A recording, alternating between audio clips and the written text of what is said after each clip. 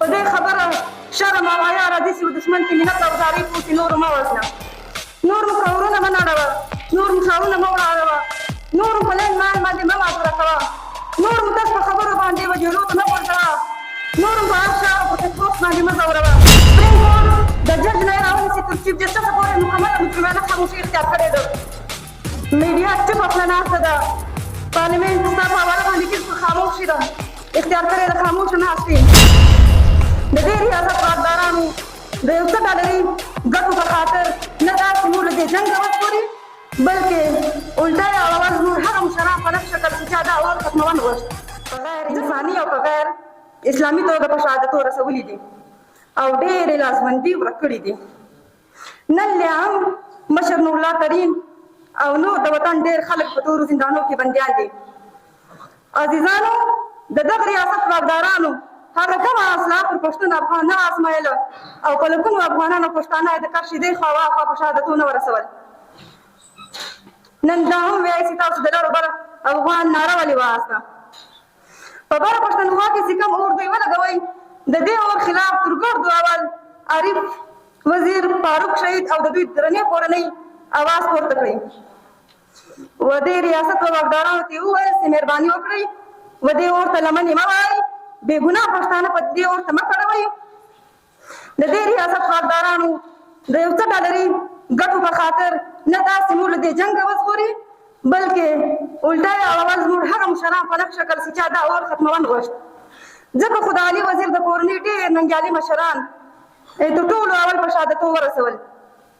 د دې ریاست لخوا به موږ په لکونو شهادتونه ورکړي دي. هغه یو شاعر وایي یو شهید که وړي او یا کسان جنت ته، یو جنت به مکمل افغانستان وي.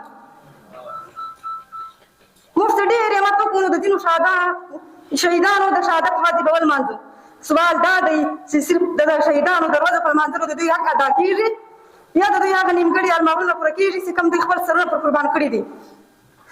اوس خو موږ خوند ولم په دې خبره شرم او حیا راځي چې دښمن ته مینت او زارۍ کوسي نور مه وژنه، نور مو کورونه مه نړوه، نور مو ښارونه مه وړاروه، نور مو په لنډ مال باندې مه معذوره کوه، نور مو تاسو په خبرو باندې وجهلو ته مه غورځوه، نور مو په هر شهر او په چکپوسټ باندې مه ځوروه. د دې شهیدانو ارمانونه د قوم په منظمتیا او په یووالي باندې پوره کېږي. په ټوله دنیا ته یې زموږ د دهشتګردۍ تصویر وړاندې کړی دی. د دې تحریک د جوړېدو بعد دا واضح شوه چې دلته د دنیا بیش بها قدرتي وسایل دي. دلته د دهشتګردۍ د کفر او د اسلام او نه د بقا جنګ روان دی، بلکې دلته د دې ملک کاروباري فوجیانو زموږ پر خپلو وسایلو د قبضې یو جنګ روان کړی دی. زموږ پر وطن باندې چې کوم ظلم جبر او بربریت روان دی، زموږ د حقوقو مکمله پامالي کېږي. سپرین کورټ د جج نه یې راونیسي تر چیف جسټسه پورې مکمله مجرمانه خاموشي اختیار کړې ده. میډیا چوپه خوله ناسته ده، پارلمنټ ستا په حواله باندې بالکل خاموشي ده، اختیار کړې ده خاموشه ناستې. د سپرین کورټ څو موټو په دا 20 کاله تپل سوي جنګ کې ستا په حق کې نه اخیستل سوه، نو تاسو څه ته په انتظار یاست؟ عزیزانو، له تاسو څخه خپله یو ښه منصوبه بندي غواړي. په دې 20 کاله تپل سوي جنګ کې پښتون قام ډېر زیاته خراب شو، مګر دا یو سپین حقیقت دی چې تر سړیو زموږ ښځو ډېر تکلیفونه یوړه. کونډې سوې، بورې سوې، درد په دره سوې، د دې ریاست لخوا هره مختوري ورسره وسوه. تاسو ټول په دې خبر یاست، بیا ولې خپلې خویندې او لوڼه سیاست ته نه راباسئ؟ چې مسله به قام ته راپېښه ده، تر نیمای قام زیات نیمای قام خو ښځه ده.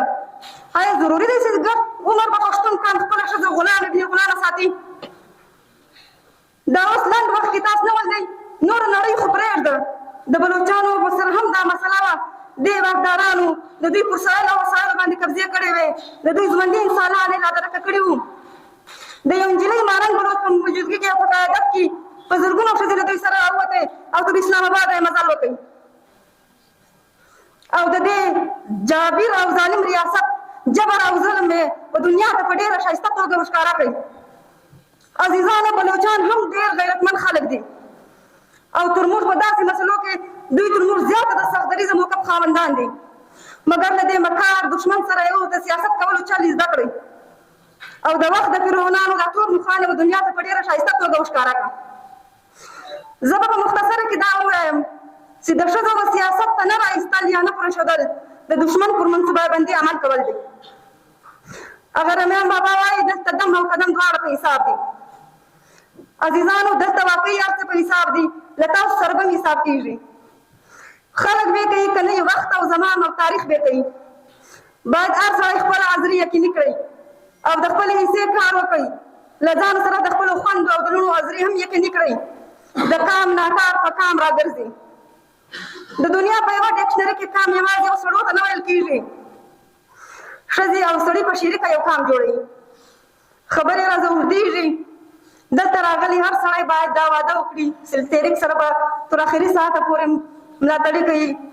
د دې راغلو خویندو د زړه تعالی شکریا ادا کوم، بلکې د هر وګړي چې دلته راغلی دی او شریکت یې کړی دی د هغو شکریا ادا کوم. وارف وزیر ته د عقیدت سره ګلونه وړاندې کوم. له تاسو څخه د دې شی په اجازه رخصت اخلم. مغول نه یم چې زخم ته بزارم، انتقام په پرهرونو کې رانغواړم. زه افغان چې کله سم په سما سم د ذرې ذرې حساب درنه غواړم. مننه.